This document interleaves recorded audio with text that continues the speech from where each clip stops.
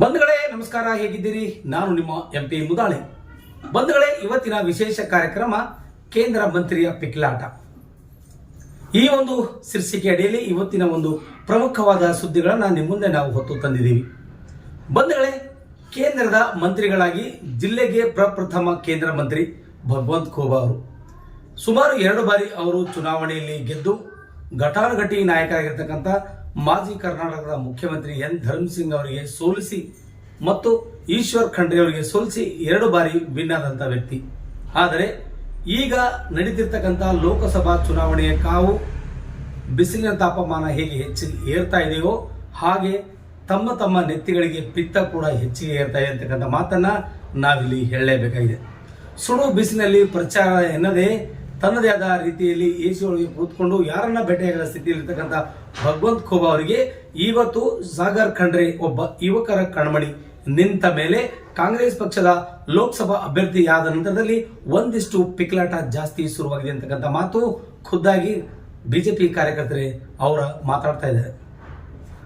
ನೋಡಿ, ಹೇಳಿ ಕೇಳಿ ಖೂಬಾ ಅವರು ಮಾಡ್ತಕ್ಕಂಥ ಬಹಳಷ್ಟು ಸಾಧನೆಗಳಿತ್ತು. ಆದರೆ ಯಾವುದು ಕೂಡ ಹೇಳ್ಕೊಳ್ಳುವಂತ ಸಾಧನೆ ಖೂಬಾ ಮಾಡಲಿಲ್ಲ. ಯಾಕೆ ಮಾಡಲಿಲ್ಲ ಅಂದ್ರೆ ಅವರಿಗೆ ಅಷ್ಟೊಂದು ಆಸಕ್ತಿ ಇರಲಿಲ್ಲ. ಹೇಗೋ ಒಂದ್ ಕಡೆ ನೆಪ ಮಾಡಿಕೊಂಡು ಮೋದಿ ಹೆಸರಲ್ಲಿ ಮೋದಿಯ ಒಂದು ಜಪ ಮಾಡಿಕೊಂಡು ಭಜನೆ ಹಾಕೊಂಡು ಗೆದ್ದು ಬರುವಂತ ಖೂಬಾ ಅವರಿಗೆ ಇವತ್ತು ಸಾಗರ್ ಖಂಡ್ರೆ ಎಂಬ ಯುವಕನ ಸಣ್ಣ ಯುವಕ 26 ವರ್ಷದ ಯುವಕರ ಕಣ್ಮಣಿ ಕಾಂಗ್ರೆಸ್ ಪಕ್ಷದ ಟಿಕೆಟ್ ತೆಗೆದುಕೊಂಡು ಬಂದ ನಂತರದಲ್ಲಿ ಒಂದಿಷ್ಟು ಢವಢವ ಶುರುವಾಗಿದೆ ಅಂತಕ್ಕಂಥ ಮಾತನ್ನ ಇಡೀ ಜಿಲ್ಲೆಯ ಜನ ಮಾತಾಡ್ತಾ ಇದ್ದಾರೆ. ಹಾಗಾದರೆ ಭಗವಂತ ಖೂಬಾ ಕೇಂದ್ರ ಸಚಿವರಾಗಿ ಮತ್ತು 2 ಬಾರಿ ಸಂಸದರಾಗಿ ಆಯ್ಕೆಯಾದ ನಂತರದಲ್ಲಿ ಈಗ ಮತ ಪಡಿಲಿಕ್ಕೆ ಹಳ್ಳಿ ಹಳ್ಳಿಗೆ ಗಲ್ಲಿ ಗಲ್ಲಿಗೆ ಹಾಗೂ ಗುಡಿ ಗೋಪುರಗಳಿಗೆ ತಿರುಗಾಡ್ತಿರೋದು ನೋಡಿದ್ರೆ ನಿಜಕ್ಕೂ ಅವರ ಮನಸ್ಸಲ್ಲಿ ಒಂದಿಷ್ಟು ಢವಢವ ಶುರುವಾಗಿದೆ ಅಂತಕ್ಕಂಥ ಮಾತನ್ನ ಹೇಳಲೇಬೇಕಾಗಿದೆ. ಯಾಕಂದ್ರೆ ಇದು 26 ವರ್ಷದ ಪಾರನ ಜೊತೆಯಲ್ಲಿ ನಾನು 60 ವರ್ಷದ ಒಬ್ಬ ಹಿರಿಯ ಮತ್ಸರಿ, 2 ಬಾರಿ ಗೆದ್ದಂತರು ಮತ್ತು 1 ಬಾರಿ ಕೇಂದ್ರ ಮಂತ್ರಿಯಾದವರು ಸೋತರೆ ನನ್ನ ಮಾನ ಮರ್ಯಾದೆ ಏನು ಉಳಿಯಲ್ಲ ಎಂಬ ಪ್ರಶ್ನೆಗಾಗಿ ಇವತ್ತು ಹರಸಾಹಸ ಪಟ್ಟಿ ತಮ್ಮ ಪಾಟ್ಲಮ್ಮನನ್ನ ಕಟ್ಟಿಕೊಂಡು ಊರೂರೆಲ್ಲ ಅಲ್ದಾಡ್ತಿದ್ದಾರೆ ಎಂಬ ಮಾತು ನಿಮಗೆಲ್ಲ ಕಣ್ಣಿಗೆ ಕಾಣಿಸ್ತಾ ಇದೆ. ಒಂದು ವೇಳೆ ಭಗವಂತ ಖೂಬಾ ಸಾಗರ್ ಖಂಡ್ರೆ ಅವರಿಗೆ ಟಿಕೆಟ್ ಸಿಕ್ಕಿದ್ರೆ ನಾನು 3 ಲಕ್ಷ ಲೀಡ್ನಿಂದ ಗೆದ್ದು ಬರ್ತೀನಿ ಅಂತಕ್ಕಂಥ ಮಾತಾಡ್ತಿರುವಾಗ ಯಾಕೆ ಶುರುವಾಗಿದೆ ಈ ಢವಢವ, ಈ ಪಿಕ್ಲಾಟ ಅನ್ನೋದನ್ನ ಸಾರ್ವಜನಿಕರಿಗೆ ತೋರಿಸಬೇಕಾಗಿದೆ.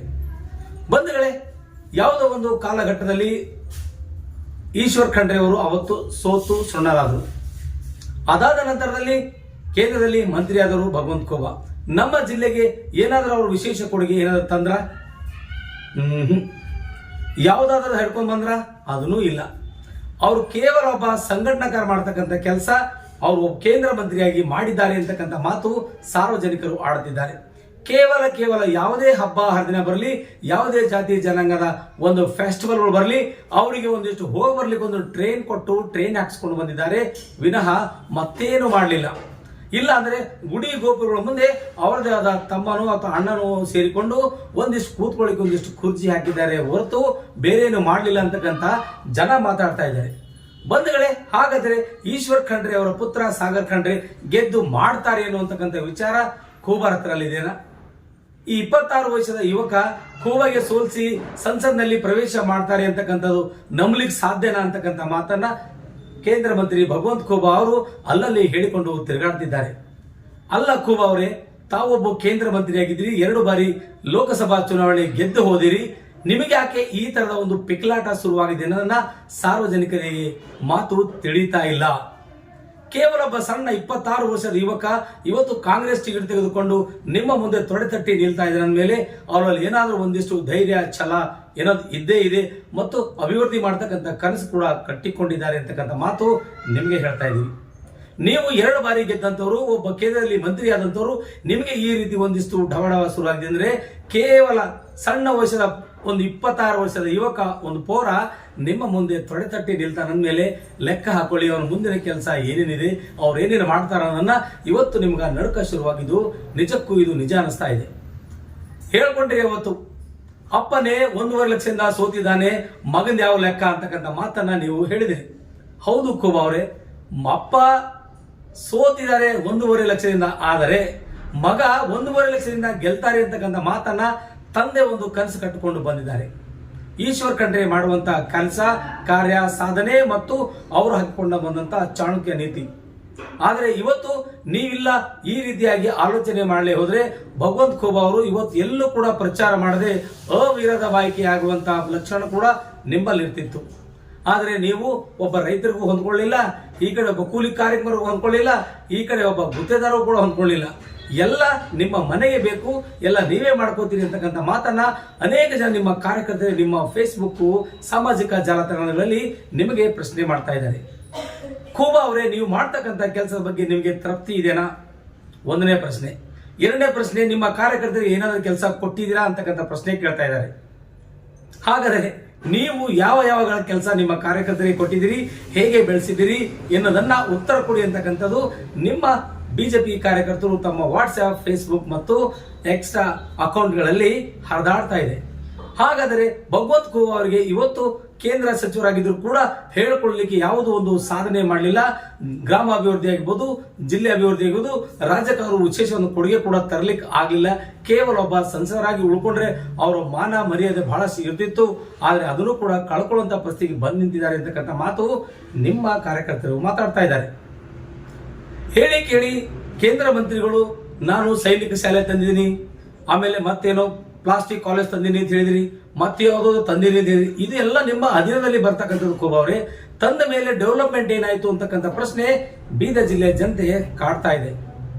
ಹಾಗಾದರೆ ಬರೀ ಒಂದಿಷ್ಟು ಹೇಳಿಕೆ ಕೊಟ್ಟರೆ ಸಾಕ ಅಥವಾ ಅಭಿವೃದ್ಧಿ ಮಾಡಬೇಕನ್ನೋದನ್ನ ಇಲ್ಲಿ ವಿಚಾರ ಮಾಡಬೇಕಾಗಿದೆ. ಇಷ್ಟೆಲ್ಲ ನೀವು ಪ್ರಯತ್ನ ಪಟ್ಟರು ಕೂಡ ಒಬ್ಬ ಕೇಂದ್ರ ಮಂತ್ರಿಯಾಗಿ ಮುಂದುವರೆದರೂ ಸಹ ಇವತ್ತು ನೀವು ಮೋದಿ ಜಪ ಮಾಡ್ತಾ ಇದ್ದೀರಿ. ಕೇವಲ 26 ವರ್ಷದ ಯುವಕನ ಮುಂದೆ ಮೋದಿ ಜಪ, ಮೋದಿ ನೋಡಿ ಓಟ್ ಹಾಕ್ರಿ, ಮೋದಿ ಮುಂದಿನ 3ನೇ ವರ್ಷದ ಪ್ರಧಾನಮಂತ್ರಿ ಆಗಬೇಕು, ಮೋದಿ ಹ್ಯಾಟ್ರಿಕ್ ಬಾರಿಸಬೇಕು, ನಾನು ಕೂಡ ಹ್ಯಾಟ್ರಿಕ್ ಬಾರಿಸಬೇಕು ಅಂತಕ್ಕಂಥ ಮಾತು ಖೂಬಾ ಅವರು ಹೇಳ್ತಾ ಇದ್ದಾರೆ. ಇಲ್ಲಿ ಅನೇಕ ಜನ ನಮ್ಮ ರಾಜಕಾರಣದಲ್ಲಿ ಎಷ್ಟೋ ಜನರಿಗೆ ಹ್ಯಾಟ್ರಿಕ್ ಬಾರಿಸ್ಕೊಳ್ಳಕ್ಕೆ ಆಗಲಿಲ್ಲ. ರಾಮಚಂದ್ರ ವೀರಪ್ಪ 7 ಸಾರಿ ಗೆದ್ದಿದ್ದಾರೆ. MLA ಪ್ರಭು ಚೌಹಾಣ್ ಅವರು 4 ಸಾರಿ ಗೆದ್ದಿದ್ದಾರೆ. ಈಶ್ವರ್ ಖಂಡ್ರೆ 4 ಸಾರಿ MLA ಆಗಿದ್ದಾರೆ. ನರಸಿಂಹರಾವ್ ಸೂರ್ಯವಂಶಿ ಅವರು ಕಾಂಗ್ರೆಸ್ ಪಕ್ಷದಿಂದ ಅವರು ಕೂಡ ಹ್ಯಾಟ್ರಿಕ್ ಬಾರಿಸಿದ್ದಾರೆ. ಆದರೆ ನೀವು ಹ್ಯಾಟ್ರಿಕ್ ಬಾರಿಸೋದು ಈ ಸಣ್ಣ ಪೋರ ಮುಂದೆ ಆಗೋದಿಲ್ಲ ಅಂತಕ್ಕಂಥ ಮಾತು ಕಾಂಗ್ರೆಸ್ ಪಕ್ಷದ ನಾಯಕರು ಹೇಳ್ತಾ ಇದ್ದಾರೆ. ಯಾಕಂದ್ರೆ ಈ ಒಬ್ಬ ಸಣ್ಣ 26 ವರ್ಷದ ಯುವಕರಲ್ಲಿ ಬಹಳಷ್ಟು ಬಿಸಿರಾಗ್ತಾ ಇದೆ. ಅವನು ಓಡ್ತಾನೆ, ಜಿಗಿತಾನೆ, ಕುಣಿತಾನೆ, ನೀವು ಅವ್ರಿಗೆ ಮಾಡ್ಲಿಕ್ಕೆ ಬರಲ್ಲ ಅಂತಕ್ಕಂಥ ಮಾತನ್ನ ಕಾಂಗ್ರೆಸ್ ಪಕ್ಷದ ಮುಖಂಡರು ಹೇಳ್ತಾ ಇದ್ದಾರೆ. ಹಾಗಾದ್ರೆ ಖೂಬಾ ಅವರೇ, ನೀವು ಮಾಡ್ತಿರೋದು ಸರಿನಾ, ನೀವು ಮಾಡಿದಾದ್ರು ನಿಜಾನ ಅಂತಕ್ಕಂಥ ವಿಚಾರವನ್ನ ಒಂದಿಷ್ಟು ನೀವು ನಿಮ್ಮ ಆತ್ಮ ವಿಮರ್ಶನೆ ಮಾಡ್ಕೊಳ್ಳಿ ಅಂತಕ್ಕಂಥ ಮಾತನ್ನ ಇಲ್ಲಿ ಸಾರ್ವಜನಿಕರು ಕೇಳ್ತಾ ಇದ್ದಾರೆ.